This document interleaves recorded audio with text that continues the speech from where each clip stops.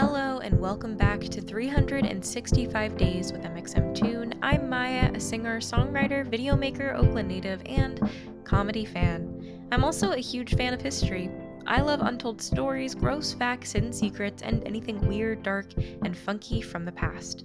Each day, I'm going to share one of my favorite deep cuts with you, so let's take a look at today's stories.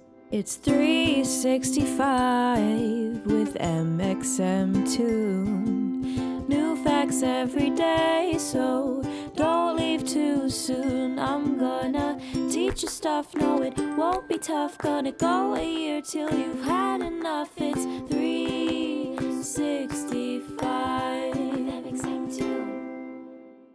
Today, in 2006, the mockumentary Borat Cultural Learnings of America for Make Benefit Glorious Nation of Kazakhstan premiered at the Toronto Film Festival. The film, known as Borat, stars Sacha Baron Cohen and was directed by Larry Charles. Baron Cohen plays the title character, Borat Sagdayev, a Kazakhstani journalist who is traveling through the United States to interview average Americans. Though the journalist Borat plays is a fictional character, many of the interactions he has displayed in vignettes throughout the film are real conversations Baron Cohen had with ordinary Americans. These interviewees genuinely believed that Baron Cohen had little understanding of English and American customs, while in actuality, he is fluent in both English language and American culture. The character is based on Baron Cohen's character from The Ali G Show, and the character was a cameo in one film prior to the Borat release. The sequel to Borat, Borat, subsequent movie film, was released in 2020. The film's plot involves Borat's misadventures in Middle America as he tries to travel to California to seduce Pamela Anderson. The film was widely released in November of 2006 by 20th Century Fox. It was immensely popular, both with critics and the general public. It earned $262 million worldwide, while only taking $18 million to make. Sacha Baron Cohen won the Golden Globe for Best Actor in Musical or Comedy. It was nominated for the Academy Award and Writers Guild of America Award for Best Adapted Screenplay. The success of the film was not without its challenges. Some of the people who were interviewed for the film expressed displeasure at their footage being used in ways that were not properly represented when they were being filmed. It was also banned in nearly every Middle Eastern country. The government of Kazakhstan denounced Borat, took down the promotional website for the film, and launched a $1 million campaign, Heart of Eurasia, to combat the Borat effect. A news producer in Jackson, Mississippi wrote a letter to Newsweek stating that Borat's interruption of her news program had gotten her fired. A producer of the rodeo that Borat disrupted, resulting in one of the most well-known scenes in the film, said that he felt he had been the victim of a hoax.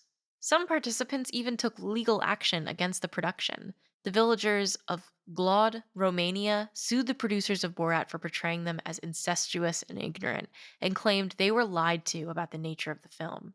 They were also vastly underpaid for their participation. They ended up suing for $38 million in damages. Unfortunately for the villagers, the lawsuits were dropped for vague accusations and insufficient evidence. Additional lawsuits were filed by two fraternity brothers, a Romanian singer, a high school math teacher, and several other average citizens.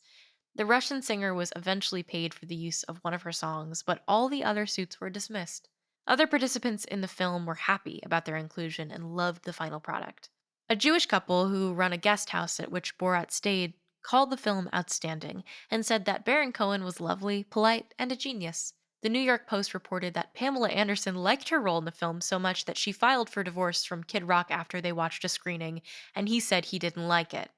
With such a wacky film, there's some crazy facts behind how it came to be. Sacha Baron Cohen met the doctor who went on to inspire the character of Borat while on vacation in southern Russia. The doctor was just a normal guy, but he was so funny that Baron Cohen was inspired to make a character based on him. Though Baron Cohen himself is a genius comedic writer, he didn't do the script for Borat on his own. Uncredited writers include comedic mainstays Seth Rogen and Patton Oswalt. When Baron Cohen was filming, he would stay in character as Borat for the entire day, whether or not he was on camera. He was nearly arrested in New York after trying to rent a hotel room with his underwear worn over his pants. The sequel to Borat, Borat, subsequent movie film, generated political controversies of its own. Former President Trump's personal attorney, Rudy Giuliani, was tricked into appearing in a scene in the film. An actress impersonates a television reporter and asks to continue an interview in Giuliani's hotel room, where he begins partially undressing. Here, Borat bursts into the room. Giuliani claimed he was just tucking in his shirt after taking off his recording equipment. This kerfuffle added to the already tumultuous 2020 election season between the teams of former President Trump and now President Biden. Whether you love or hate the crass satire of Borat, there's no denying the films have had a huge impact on American culture. Now, let's talk about music. Hey, what's up? I'm Carol Ades, and today's September 7th, 2021. On September 7th in 2019, I was actually in a small town in Italy called Todi at a songwriting camp. And a bunch of artists and producers and writers from around the world came to this camp, and we made music and dance and became like a family. And I met a girl there who sort of flipped my life around. I had a boyfriend back at home, and all of a sudden I was like, whoa, am I gay? Am I gay? I was 23, and I was like, how have I not figured this out yet? And she left to go back to the country where she was from, and I went back to America. And as you can imagine, it was a big mess that followed. And I wrote about it and processed it in my music and on my EP that's coming out, but kind of flipped my whole life around, as love does. Crazy that was 2 years ago. Now, for our final segment of today's show, I'll be going back into my own photo archives to see what I was up to on a September 7th in my life. On September 7th, 2020, I went and I bought stamps. I ordered myself frog stamps and some holographic stamps, and they're so cute. And I was trying to support USPS because, you got to support USPS, support your USPS workers. And I bought stamps, and they're so cute. I do not like going to the post office in person, if I'm being completely honest. It is a nightmare every single time, but I will buy stamps from USPS when I can because they are so cute. Thanks for going back in time with me, and remember to subscribe wherever you listen to podcasts. You can come back tomorrow for more stories from the past.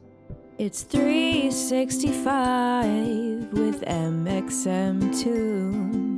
New facts every day, so don't leave too soon. I'm gonna teach you stuff, no it won't be tough. Gonna go a year till you've had enough. It's 360